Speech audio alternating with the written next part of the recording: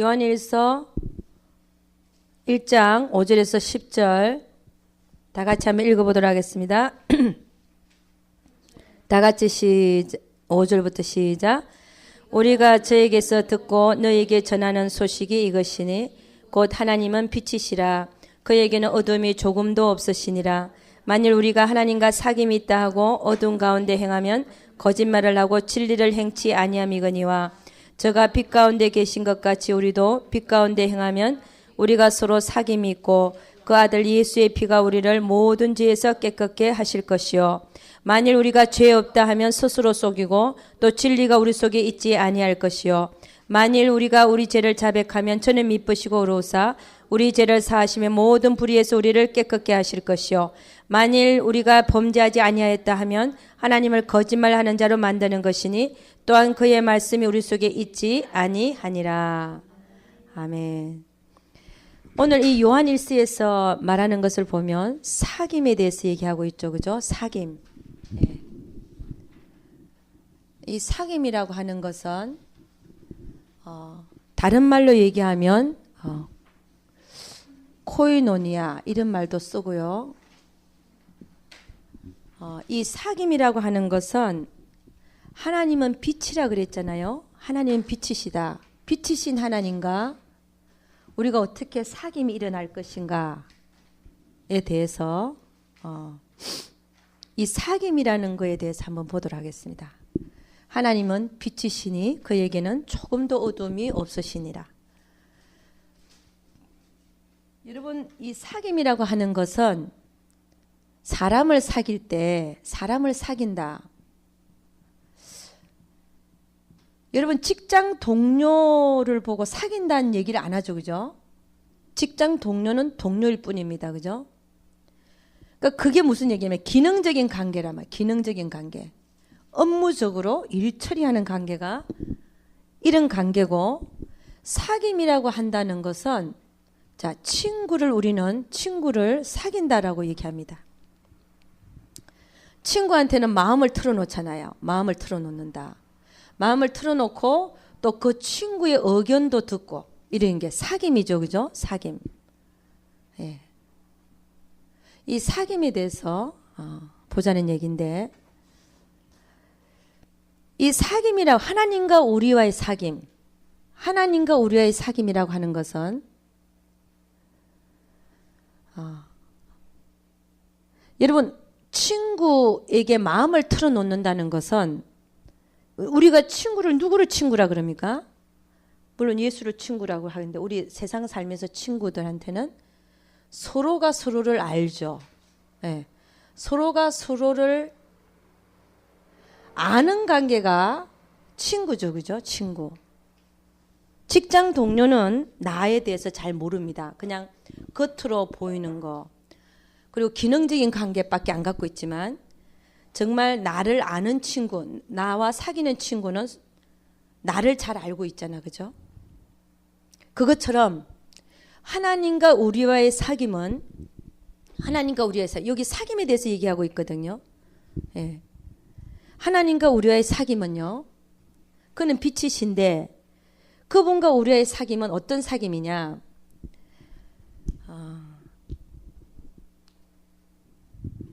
그분과 우리와의 사귐은 인격적인 만남을 얘기합니다.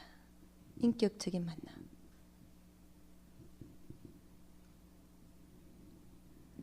물론 은사도 예를 들어서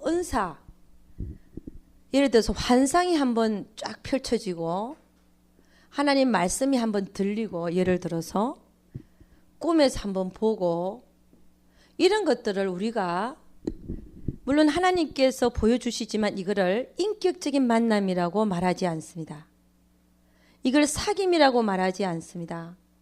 단지 한번 하나님께서 필요해서 보여줬을 뿐이고 필요해서 발람이 가는 길에 말에게 먼저 그 천사가 나타난 것을 보여줬을 뿐인 것입니다.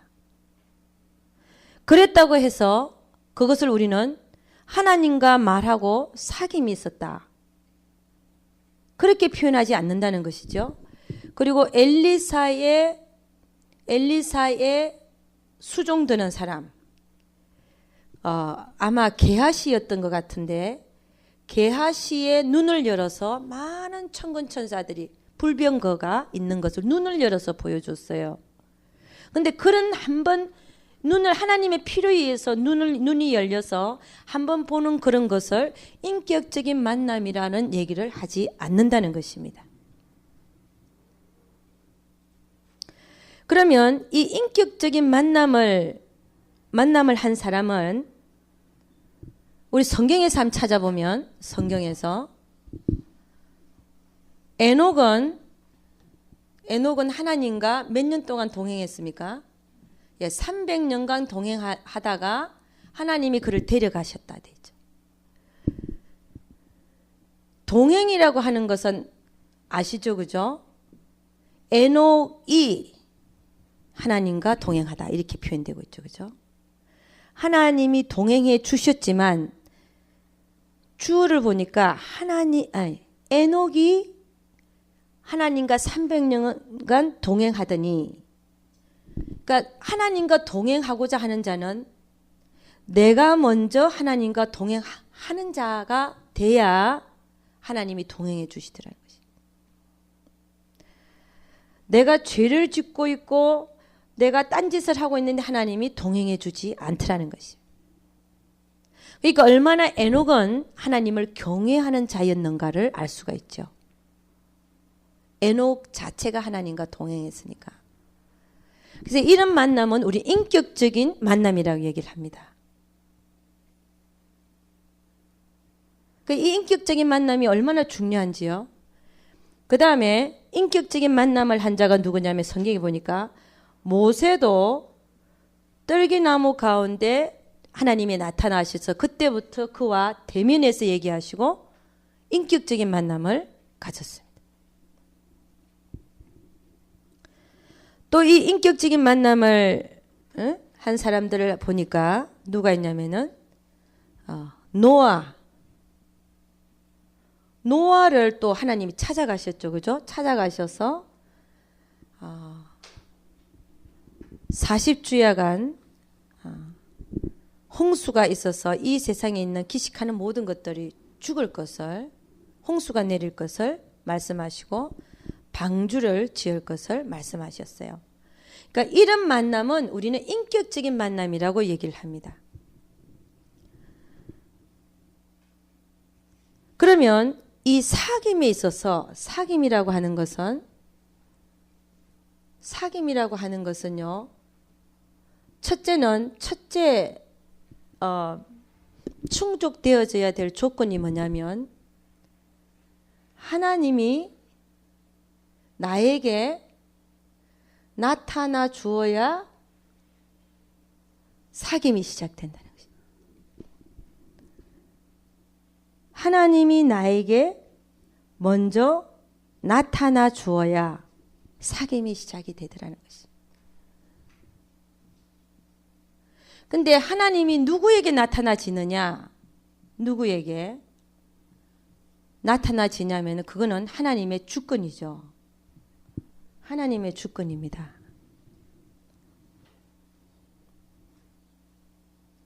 하나님의 주권은 주권인데 그러나 어떤 사람들에게 대개 나타나는가를 봤더니 누구에게 나타나시냐면은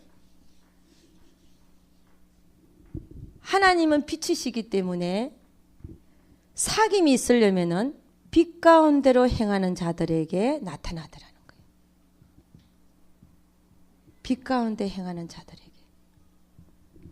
그래서 그들과 함께 인격적인 만남을 가지더라는 것입니다. 이게 사귐이라는 것이. 그러니까 우리가 한번 은사적으로 뭘 한번 받고 뭐 한번 질병의 취함을 받았고 신유연사가 임했고 이런 게 사귐이라고 얘기를 하지 않는다는 거예요. 하나님과의 사귐은 인격적인 만남이더라는 것입니다. 예를 들어서 소돔과 고모라가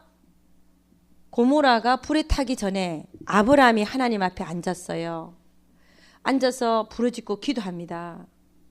응?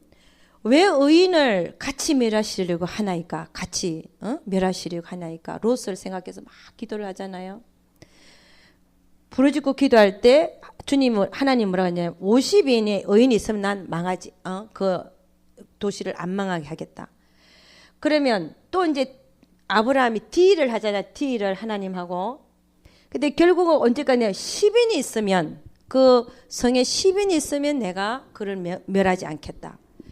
그 기도의 내용과 그 하나님과의 그 대화를 보면 이게 아브라함은 하나님과 인격적인 만남 가운데서 이런 대화를 했다는 것입니다. 인격적인 만남. 여러분, 하나님과 우리가 인격적인 만남이 없이 그 사람이 변화되지, 그 속 사람이 변화되지 별로 않더라는 것입니다. 하나님과 우리가 인격적인 만남을 통해서 속 사람이 변하더라는 거예요. 은사 한번 임해갖고 속 사람이 변하지 않더라는 것이. 그래서 여러분, 빛 가운데로 행하는 자가 빛 가운데로 행하는 자들에게 하나님이 나타내 주신다. 그럼 빛 가운데로 행하는 자는 누구냐? 빛 가운데로 행하는 자는 어떤 자들이냐? 요한복음 가보겠습니다. 14장. 자, 요한복음 14장 21절 다 같이 시작. 나의 계명을 가지고 지키는 자라야 나를 사랑하는 자니 나를 사랑하는 자는 내 아버지께 사랑을 받을 것이요 나도 그를 사랑하여 그에게 나를 나타내리라. 그러니까 빛 가운데로 행하는 자들에게 하나님이 나타나 주시는데 이 빛 가운데로 행하는 자들은 누구냐면은 주의 계명을 지키는 자들이더라는 것이. 하나님의 계명을 지키는 자들. 그래서 여러분 그 구약에 보면 너희는 하나님의 말씀을 이마에다도 달고 요 손목에도 기호로 달고 다니라고 얘기하고 하나님의 계명을 지키는 자들에게 하나님께서 나타나 주신다는 거예요. 여러분 성경에는 의의 말씀을 경험한 자 그런 말이 나오죠. 그죠? 의의 말씀을 경험하는 자는 장성한 자에 속한다는 말이 나오죠. 그죠?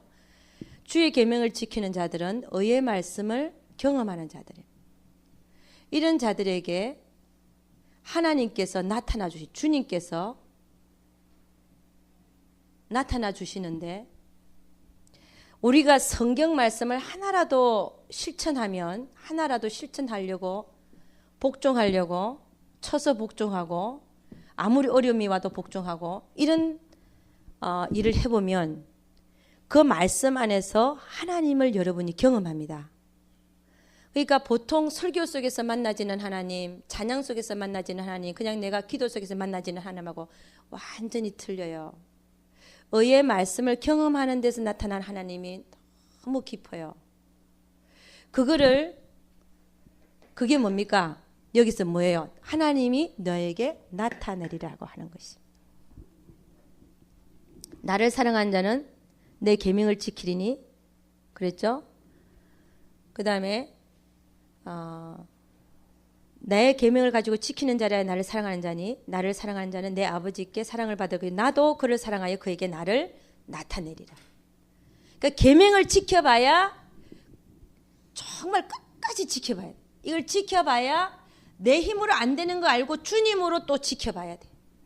지켜봐야 그 안에서 하나님을 만난단 말입니다. 이게 의의 말씀을 경험하는 자에게 하나님이 나타내 주시는 내가 그에게 나타내리라 그랬잖아요. 그 하나님을 만난다는 것이죠. 해보셔요. 뭘 해보냐? 지켜보셔요. 한 말씀이라도 갖고. 예를 들어서 어떤 장로님은 그러더라고요. 한 말씀을 딱 하나님한테 받아갖고 그 말씀 1년 동안 그것만 지키는 거야. 훈련을 하더라 그렇게. 그 경건의 훈련입니다. 여러분들도 마찬가지로 하나님의 말씀을 한 번이라도 여러분 지켜본 거 손가락에 꼽잖아요. 하다가 말고. 어려우면 힘들어 가면 그냥 하나님 말씀이고 뭐 그냥 내버리고 내 하고 싶은 대로 살고. 죄송합니다. 그렇죠, 그죠? 그러니까 빛 가운데로 행해야만이 하나님이 나와 사귐이 있게 해주시겠다는 거예요. 그래서 여러분 정말 하나님이 나에게 나타나기를 원하는 자는, 정말 사귐이 있기를 원하는 자는 하나님의 계명을 몸과 마음과 정성과 힘을 다하여 지키시기를 주의 이름으로 축원합니다. 그럼 반드시 만나집니다. 반드시 나타내심.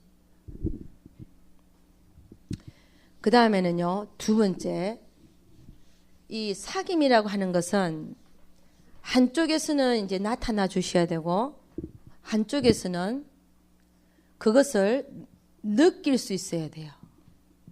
또 볼 수 있어야 돼요. 이거는 영적으로 내가 깨어있지 아니하면 결코 하나님이 나타내셔도 내가 볼 수도 없고 느낄 수도 없는,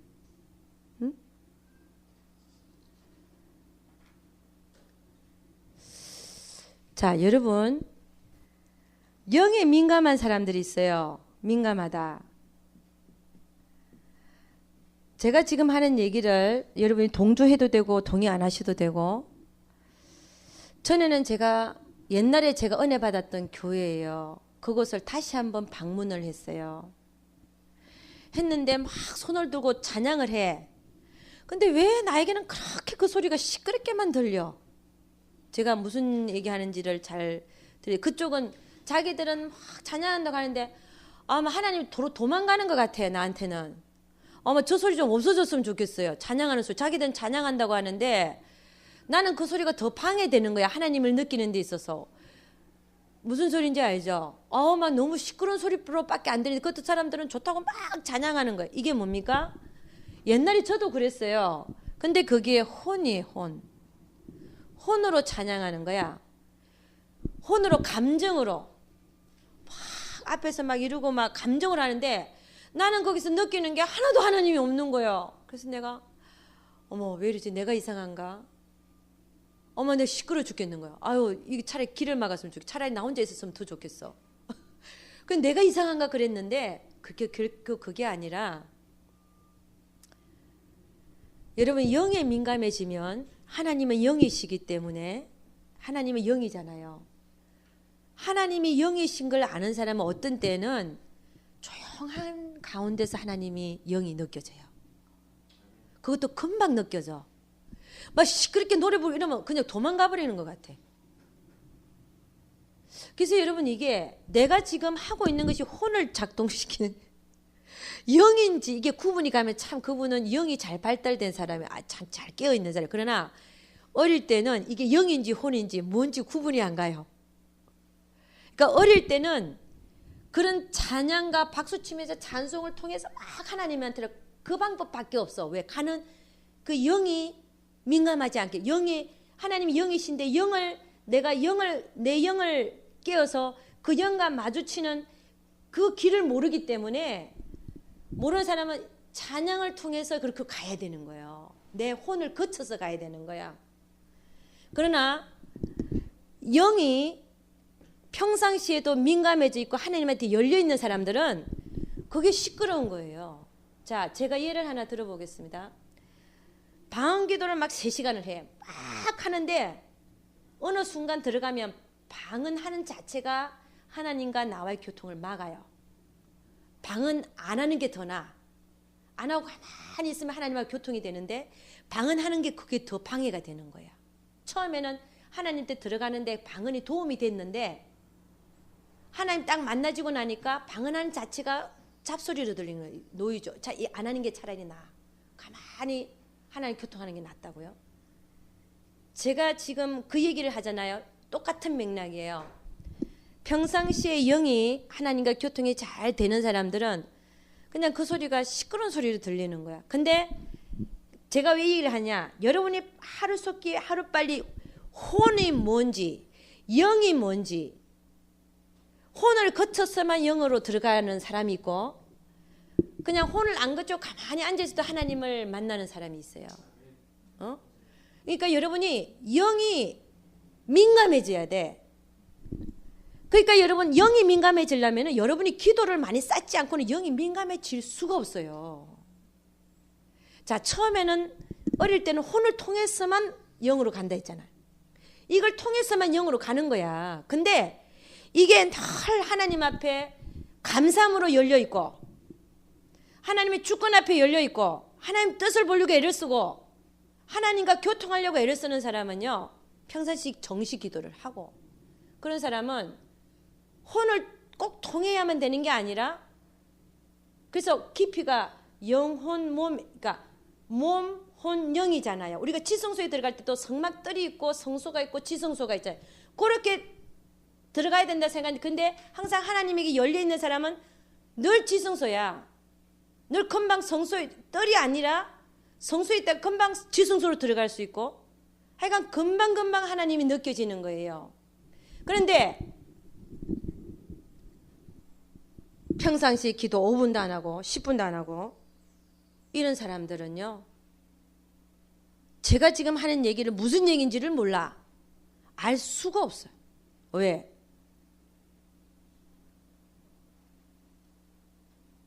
그렇지 않아요? 어떻게 알겠습니까? 청와대에 들어가 본 사람, 예를 들어 청와대에 들어가면서 청와대 아름다움을, 청와대가 아름다운지 안 되는지 모르지만 청와대 아름다움 막 이렇게 생겼고 저렇게 생겼고 막 얘기한다 해도 저 시골에 있는 자에게 청와대 안에 가니까 뭐 해도 상상만 하고 앉았지 감이 안 잡히는 거예요. 어? 그래서 제가 하는 얘기가 진짜 억울하면 빨리 성장해라. 빨리 성장하십시오. 빨리 내 영이 민감해질 수 있도록 하나님 앞에 하려면 어떻게 해야 되냐? 기도밖에 없어요. 평상시 기도로 쌓아야 되는 거야. 그것도 방언기도. 여러분, 하루에 방언기도 한두 시간 안 한 사람은 신앙생활 제대로 하는 사람이 아니에요. 솔직하게 얘기할게요. 왜 우리를 무시합니까? 아니, 하라고요.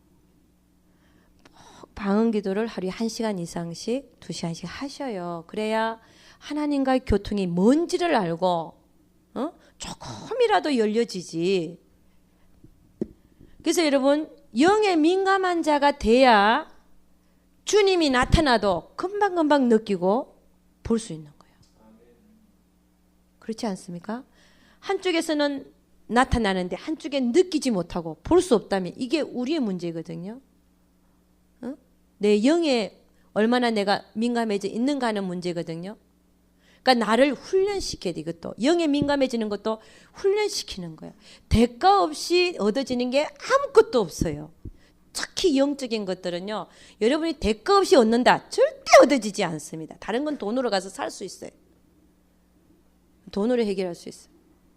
근데 영적인 거는요, 여러분이 앉아서 하나님 앞에서 대가 치르지 않으면 절대로 그냥 오지 않습니다. 그래서 여러분, 하나님과 인격적인 만남을 이루기 위해서는 이 두 가지 조건이 충족되어져야 하더라는 것입니다. 하나님이 나에게 나타나게 하려면 나는 하나님을 정말 사랑하는 마음으로 계명을 지켜야 되고, 나타나시더라도 내가 그분을 느낄 수 있게끔 볼 수 있게끔 내가 영에 민감해져 있는 자가 되어야 되더라는 것입니다. 할렐루야. 네. 그래서 이런 사귐에 있어서 꼭 필요한 3가지 정도 우리 살펴볼 게 하나 있어요. 하나님과 사귐이 있으려면 우리가 빛 가운데 거해야 되잖아요. 빛 가운데. 물론 계명을 지키는 것이 빛 가운데 거하는 겁니다. 그걸 좀 상세하게 최소한 이런 일들만은 사귐을 방해하는 데 있어서 하나님과 사귐이 있게 하기 위해서는 최소한 이런 것들은 없애야 되겠다 하는 것들을 한번 보도록 하겠습니다. 오늘 금방 조금 전에 읽은 요한일서 1장 5절에서 10절 보면, 자, 어두운 가운데 행하면, 이게 몇 줄 있죠? 6줄이 있네, 그죠? 다 같이 시작. 만일 우리가 하나님과 사귐이 있다고 어두운 가운데 행하면 거짓말을 하고 진리를 행치 아니함이거니와. 저가 빛 가운데 계신 것 같이 우리도 빛 가운데 행하면 우리가 서로 사귐 있고 그 아들 예수의 피가 우리를 모든 죄에서 깨끗게 하게 하실 것이요. 그러니까 여러분, 우리가 빛 가운데 있기 위해서는 첫째는 어두운 가운데 행하는 죄가 없어야 된다는 거예요. 어두운 가운데 행하는 죄가 없어야 된다.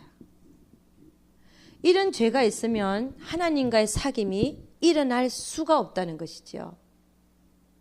어두운 가운데 행하는 죄. 이 어두운 가운데 행하는 죄는요, 죄 중에는 알고 짓는 죄가 있고 그 다음에 뭐가 있다 그랬어요? 그렇죠. 부지 중에 짓는 죄가 있다 그랬어요. 짓고 싶지 않는데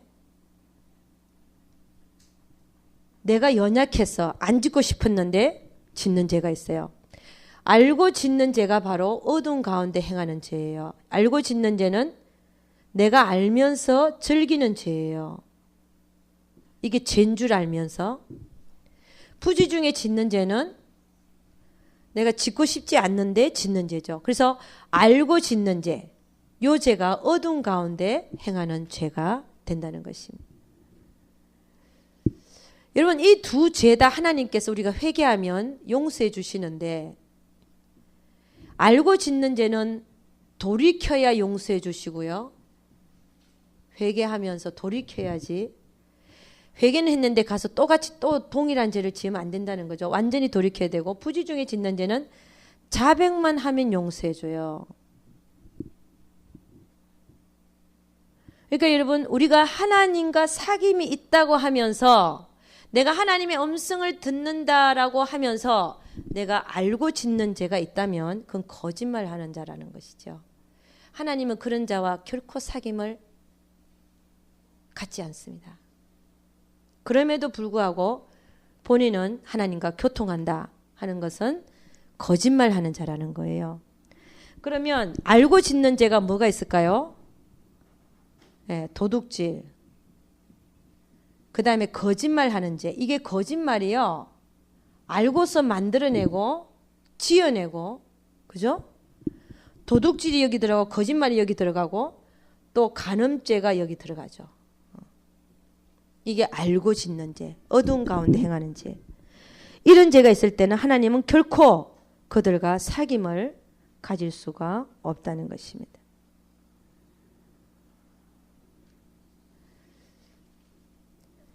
여러분, 우리는 가끔 실패해요. 그죠? 가끔 실패한다. 근데 우리가 인생 속에서 실패를 통해서 배우는 것들이 참 많더라는 것입니다. 실패는 우리에게 정말 실패를 가져다 주지만 그 실패 속에서 우리가 배우는 것들이 너무 많더라는 것이에요. 실패 속에서 나 자신이 드러나고 나 자신의 모습이 보이고 슬프지만 나 자신이 어땠다는 그 모습이 보이면서 우리는 그 다음부터는 그 실패를 스승 삼아 다시는 넘어지지 않는 그런 나로 만들어진다면 우리는 오히려 그 실패에 대하여 감사할 수 있는 그런 자가 돼야 될 줄로 믿습니다. 그 다음에 두 번째는요, 어떤 자와 사귐이 없느냐. 요한 1서에서는 하나님과의 사귐에 대해서 말씀하면서 이런 자는 하나님과 사귐이 없을 것이라고 말하고 있습니다. 두 번째는 뭐냐면 요한 1서 2장 15절에서 16절, 다 같이 한번 읽어봅니다. 다시 시작. 이 세상이나 세상에 있는 것들을 사랑치 말라. 누구든지 세상을 사랑하면 아버지의 사랑이 그 속에 있지 아니하니 이는 세상에 있는 모든 것이 육신의 정욕과 안목의 정욕과 이생의 자랑이니 다 아버지께로 쫓아온 것이 아니요 세상으로 쫓아온 것이라. 이 세상도 그 정욕도 지나가되 오직 하나님의 뜻을 행하는 이는 영원히 거하느니라. 그러니까 두 번째로 하나님과 사귐이 없는 자는 누구냐면은 처음에는 어두운 가운데 행하는 죄가 있을 때 하나님과 사귐이 없다 그랬습니다. 그 다음에는 세상과 세상의 것들을 하나님보다 더 사랑할 때, 하나님보다 더 사랑할 때, 이게 더 사랑할 때, 우리는 두 주인을 섬길 수가 없기 때문에 하나를 사랑하면 하나는 미워하고 하나를 중히 여기면 하나는 경히 여긴다 그랬어요. 그러니까 세상과 세상의 것들을 하나님보다 더 사랑할 때에 하나님과 그러면서도 내가 하나님과 사귐이 있다라고 하는 것은 거짓말이라는 것입니다. 하나님은 그러니까 이 세상과 세상의 것들이 뭐라 그랬어요? 육신의 정욕, 그죠? 육신의 정욕, 그 다음에 이생의 자랑, 그 다음에요. 그 다음에 안목의 정욕, 이런 것들을 더 사랑하는 자가 하나님과의 사귐이 있을 수가 없다는 것이죠. 하나님은 빛이시니 거기에는 좀 더 어둠이 없다 그랬는데 하나님보다 이것을 더 사랑하는 자가 어떻게 하나님과 사귐이 있을 수가 있겠느냐는 것입니다. 그래서 주님은 뭐라 그랬냐면은 너희가 정말 나의 참 제자가 되려면은 처음에 뭐라 그랬어요? 너 자신을 부인해라. 예. 세상과 세상의 것들을 사랑치 않는 게 자신을 부인하는 것입니다. 너 자신을 부인해라. 여러분, 세상과 세상의 것들을 사랑한다는 것은 이게 뭐냐면 결국 자기를 사랑하는 거예요. 자기를 사랑하는, 세상을 사랑한다는 것은 자기를 사랑하는 거예요. 여러분, 이스라엘 민족들이 애굽에서 나와서 광야에서 가나안으로 못 들어간 이유가 자기를 위해서 살았기 때문에 그렇습니다. 자기를 위해서 살았고 자기를 사랑했기 때문에 그들은 가나안으로 못 들어갔어요. 하나님께서는 하나님보다 자기를 더 사랑하고 세상을 더 사랑하고 그런 자들을 가나안을 주시지 않는다는 것이, 그런 자들에게 자기를 더, 하나님보다 자기를 더 사랑하는 자들에게 가나안을 주시지 않는다는 것입니다.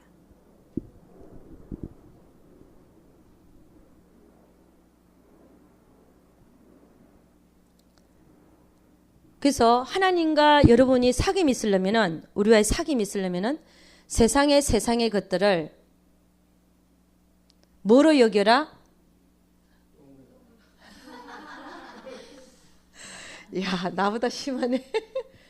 배설물로 여기라. 뭐라 그러죠? 초계하라 그러면 뭐라 그러지? 초계와 같이 버려라. 그렇죠. 하나님과 사귐이 있으려면 세상과 세상의 것들을 버려야 되는 거예요, 사실은.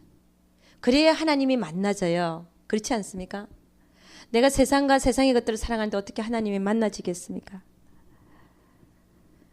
하나님을 만나려면, 온전히 거룩하신 그 하나님을 내가 만나려고 한다면 내 속에 세상과 세상을 사랑하는 것들이 없어져야 그분과 온전한 사귐과 인격적인 만남이 있게 될 것을 믿습니다. 에녹을 생각하면서, 모세를 생각하면서, 노아를 생각하면서, 아브라함을 생각하면서. 할렐루야. 그 다음에는요, 하나님과 사귐이 있으려면 또 이것이 있으면 안 돼요. 이것도 요한일서에서 나오고 있는데, 요한일서 4장 한번 가보도록 하겠습니다.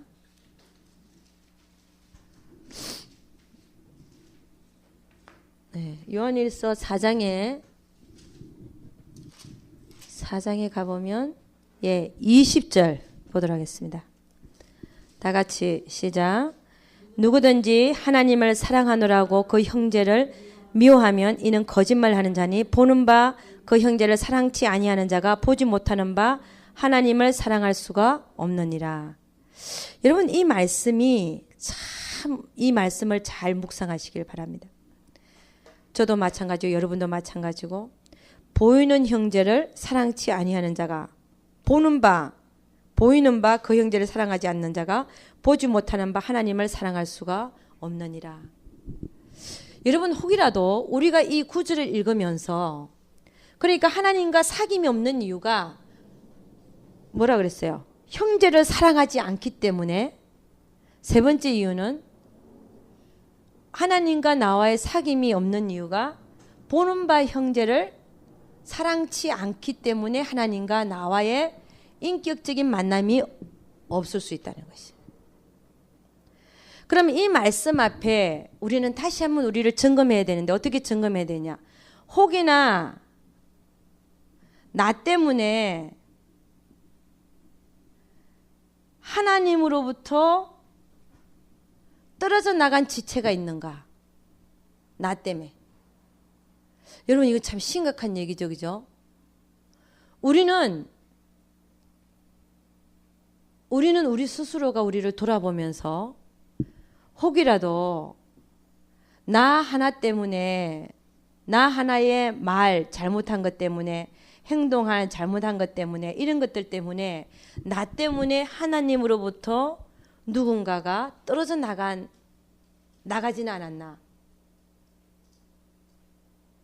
여러분 이 말씀 앞에 우리는 다시 한번 생각해 보면서 하나님, 혹이라도 내가 그러고 산다면 우리가 하나님을 사랑한다고 하는 그것이 얼마나 거짓되는 마음이냐 이 얘기입니다.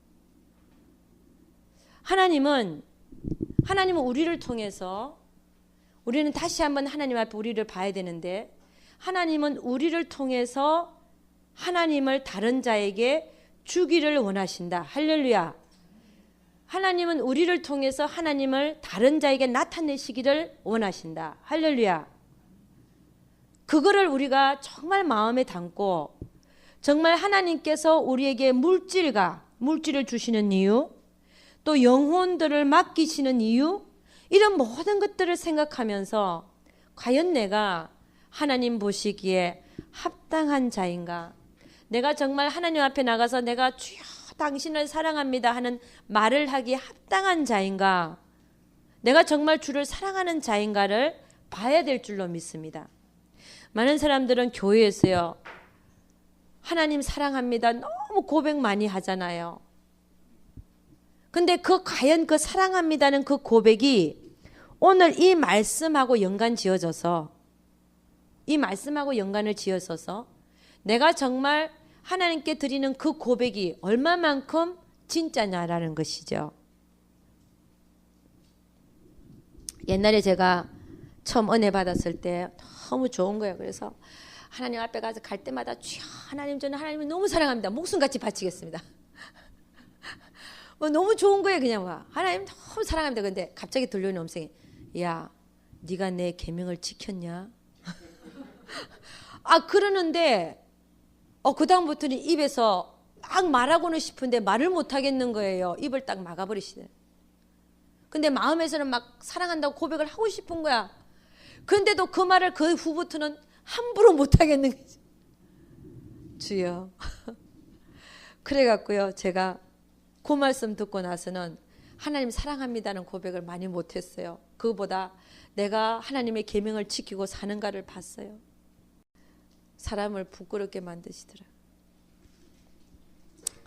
그래서 여러분, 우리 모두가 다 마찬가지입니다. 여러분이나 저나 하나님께서 우리가 하나님을 사랑하는 그 척도를, 진짜 그 척도를 어떻게 삼느냐면은 보는 바 형제를 사랑하는 것으로, 하나님께서 네가 나를 그만큼 사랑하는 것으로 알겠다. 할렐루야. 이 말씀을 우리가 잘 받으면 저 하늘나라에서 하나님께로부터 칭찬이 있게 될 것을 믿습니다. 기도하겠습니다.